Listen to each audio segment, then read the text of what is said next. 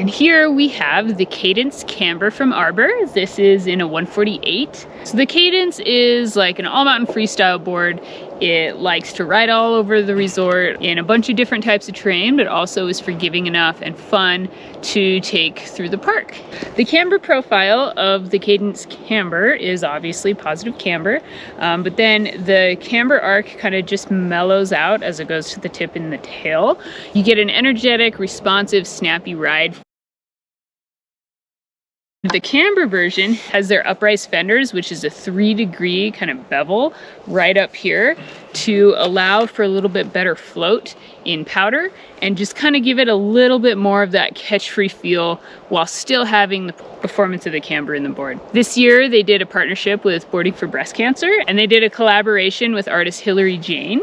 I think it's a really cool looking graphic that they chose. The Cadence Camber comes with a 3 out of 10 flex, just like the Cadence Rocker, but I felt like with the positive camber profile, it was a bit more snappy and a little less like buttery feeling. So it kind of gives you that performance feel while still having a forgiving flex, as opposed to the Cadence Rocker where you get that buttery flexy reverse camber feel. So the Cadence also comes with the Grip Tech from Arbor, which is contact points. There's 4 contact points just under your feet, right there, and right there.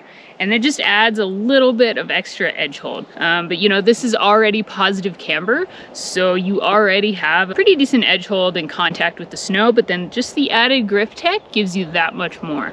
And in a way, it kind of makes up for the fenders. So the fenders kind of lift the edge a little bit off the snow up here, so you get that added Grip Tech down here to kind of even it out a bit. And then it does come with a sintered base to keep it fast for you on the snow. So when riding this board on harder snow, you would think that it'd be a little bit more kind of connected feeling to the snow, but because of the fenders, it keeps it feeling slightly loose even for a full camber board.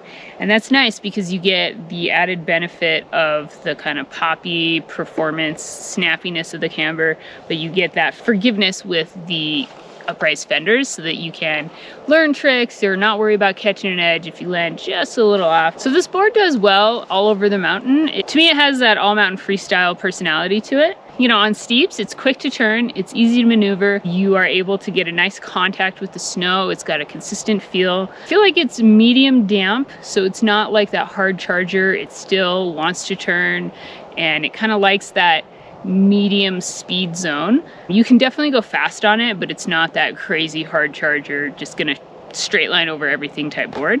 And then getting it down onto Groomers, the turn radius is still a little bit like in that medium range, not really large turn radius. It likes that small and medium turn radius. You can make skidded turns pretty effortlessly. The difference between the Cadence Camber and the Cadence Rocker is this one actually likes to carve. It has that nice positive camber feel where you get energy out of the turns and you can put it up on a high edge angle and get a little bit more performance out of this board versus the Cadence Rocker. It's not like a hard charging camber board, it's just kind of like that dabbler board, you know, where it can do a little bit of everything. I found the Cadence Camber a little more stable than the Cadence Rocker. I enjoyed the Cadence Camber more off piste and through trees and kind of turning through moguls. I felt like it had a nice responsiveness to it, and I felt like I could turn it in a lot of different conditions.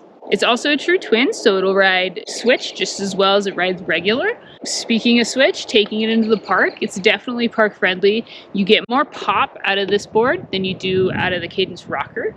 So more kind of jump oriented, maybe half pipe oriented, where the Rocker is more in that jib friendly zone with boxes and rails. But that being said, it's not unfriendly for rails and boxes. I like that it has the upturned fenders so that you don't really have to worry about catching an edge. You can kind of play around and push your limits without having to be completely on your game all the time. You know, this is not going to float as well as the Cadence Rocker, but it will be able to dabble a little bit in the powder because of the fenders. So it'll be a little bit better than a true positive camber board, but not as good as like if you had more rocker in the nose or the tail, or definitely won't float as well as the Cadence Rocker. So who is this board for? If you're an intermediate to advanced rider who likes the feel of positive camber, wants something that's a little snappy and energetic when riding, but also can be forgiving and has a playful flex that is easy to manipulate, maybe check out the Cadence Camber from Arbor.